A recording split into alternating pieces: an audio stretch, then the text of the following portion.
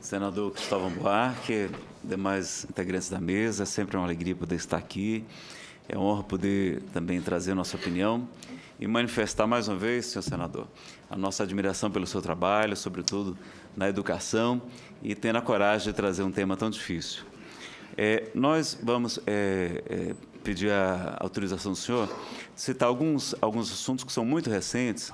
Foi a palestra do especialista, um dos maiores especialistas do mundo, o Kevin Sabet, que ele fez agora no sábado, e eu trouxe alguns pontos aqui que eu acho que vão ajudar na elucidação das perguntas que o senhor elaborou logo no início da fala.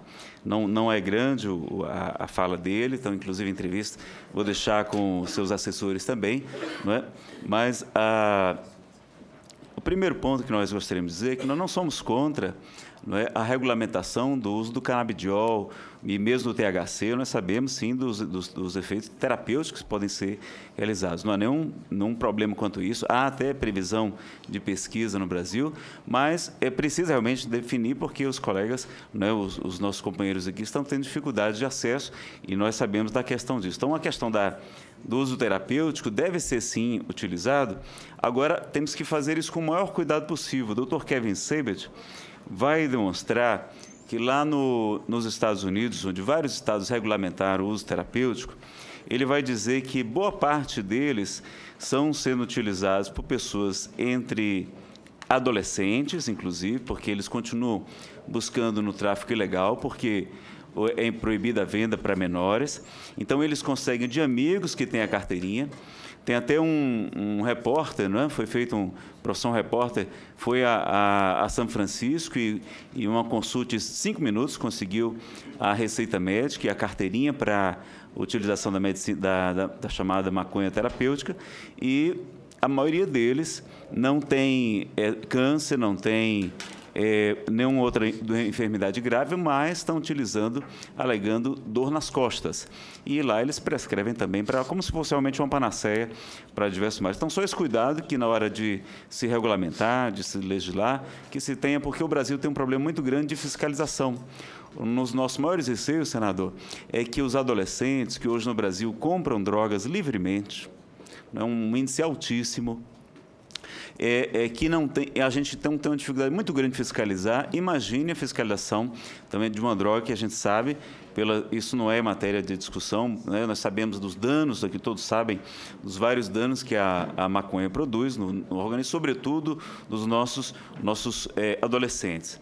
Então, respondendo aqui, tentando responder uma das suas primeiras perguntas, nós fizemos muitos estudos sobre o assunto. A regulamentação aumentaria o consumo, senador? Não, ela não aumentaria o consumo, não. Ela aumentaria muito o consumo. O Kevin Sabet chega a declarar que o consumo explode onde ela é regulamentada.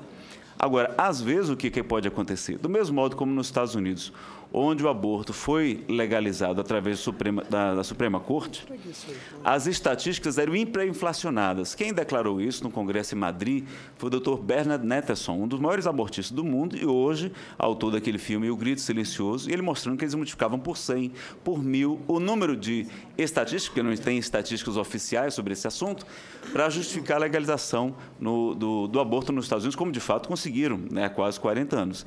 Mas, então, nos países onde ela é legalizada, o consumo aumenta, não é, drasticamente. Então, isso é um assunto também que ele traz à baila.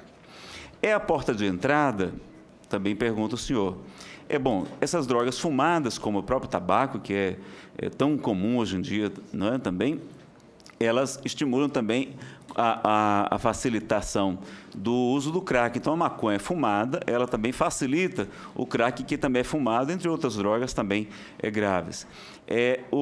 Numa pesquisa do LENAD, o Levantamento Nacional de Álcool e Drogas, que foi feito em 2009, 2012, ele vai dizer que 70% dos usuários de cocaína utilizam também a maconha.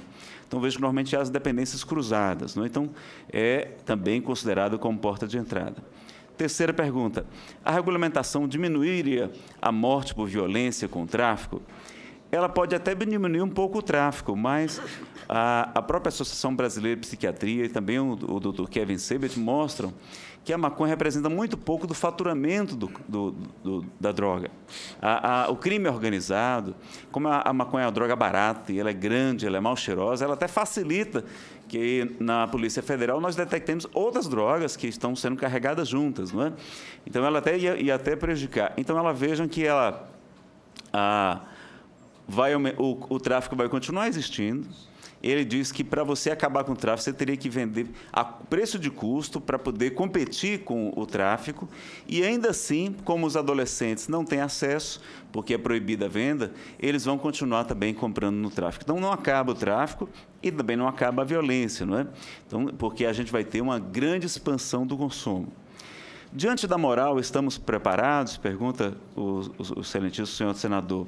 Veja que o próprio Fernando Henrique Cardoso, que tem sido um grande defensor desse debate, ele vai dizer que o Brasil ainda não está preparado para legalizar ou regulamentar a maconha. Não é? Eu estou falando isso no uso recreativo, não estou tratando do uso medicinal, porque a gente sabe que o sistema de saúde hoje mal dá conta de atender os dependentes que hoje nós temos. Imaginem se esse número aumenta.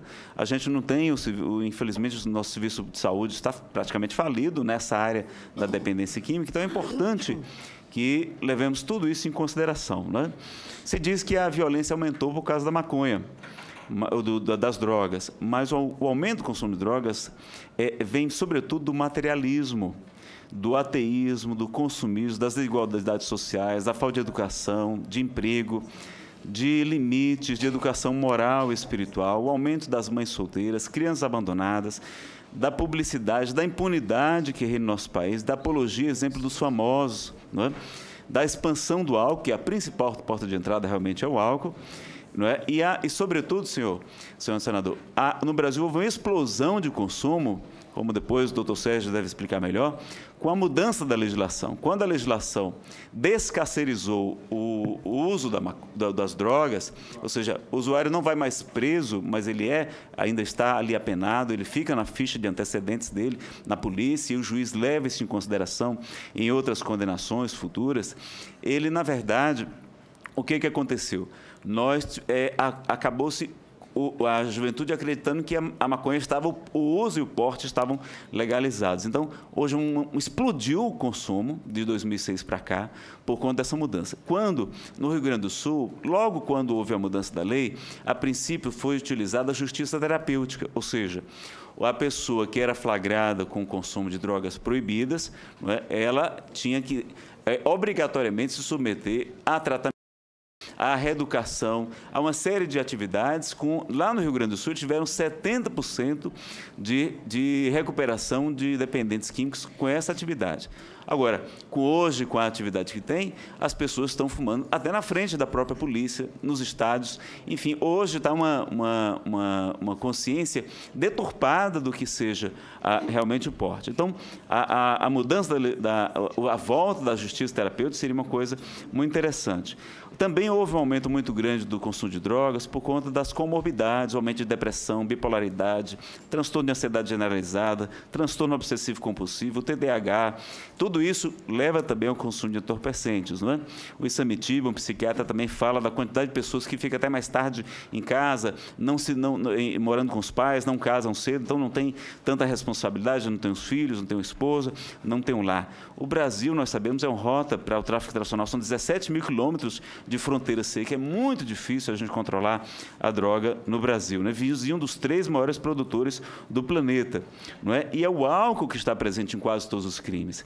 Boa parte dos homicídios, dos estupros, dos assaltos, violência doméstica, pedofilia e dos acidentes automobilísticos, que, como lá no Colorado, o doutor Kevin Sabet muito bem demonstrou, porque acidentes fatais foram pesquisados dentro das vísceras da pessoa, grandes índices de substâncias associadas à maconha. Então, os índices de acidentes de carro no estado do Colorado, que legalizou também o uso recreativo, dobraram e, sobretudo, com acidentes letais. Então, o fato do álcool ser uma droga lícita e o tabaco não quer dizer que a gente já tem 2 grandes desastres na saúde pública, que são essas 2 drogas.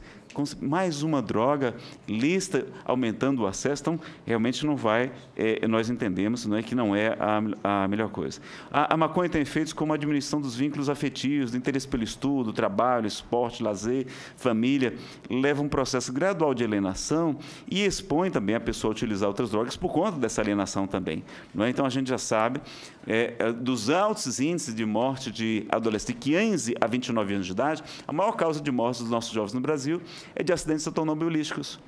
Então, vejam que com a utilização também de mais um entorpecente, e no Brasil a gente não é obrigado a produzir prova contra si mesmo, mesmo que exista um bafômetro que detenha a maconha, a pessoa vai dizer, não, eu não tenho como, não vou me expor, não tenho esse direito constitucional, e pelos sinais exteriores, você não tem como dizer que ela usou maconha. Ah, está com o olho vermelho. Ah, mas uma noite mal dormida, um colírio também pode provocar isso. Então, é um problema sério, porque a gente não tem como detectar a utilização da droga.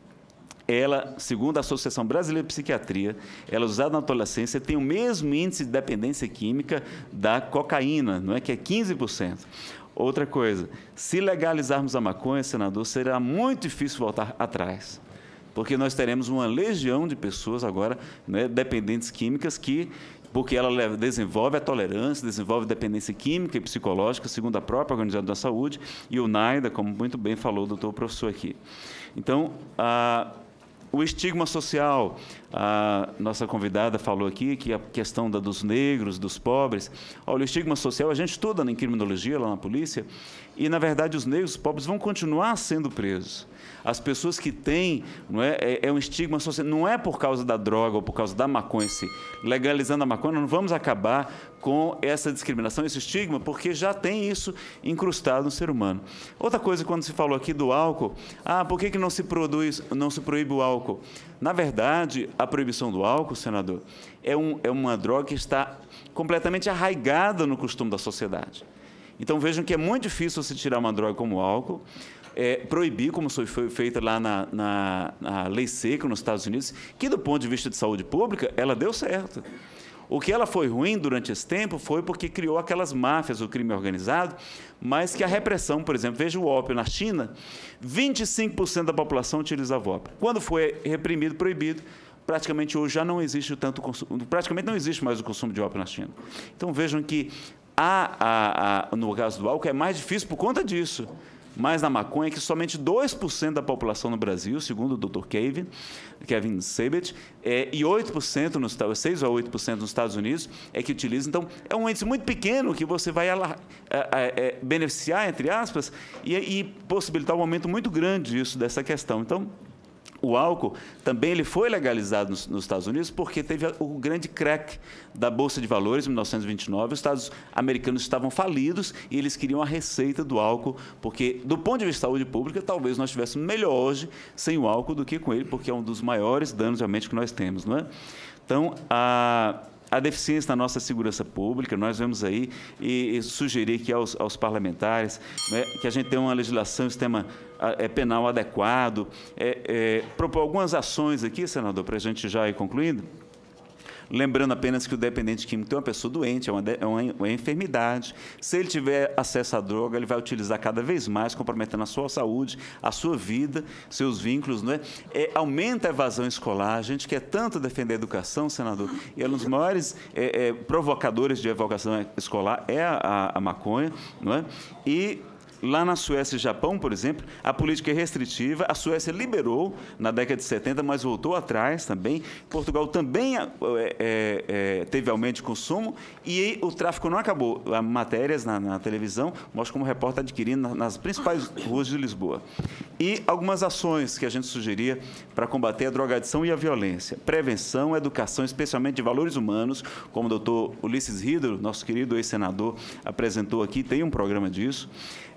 Combater o materialismo, voltar a utilizar a justiça terapêutica, que deu excelentes resultados, oferecer atividades e empregos para os nossos adolescentes, retomar, não é, realmente coibir a apologia às drogas, proibirmos, senhor senador, a propaganda de álcool que acontece no nosso país. Isso é um absurdo que nós precisamos acabar. Pelo menos a propaganda nós precisamos, como fizemos com o tabaco.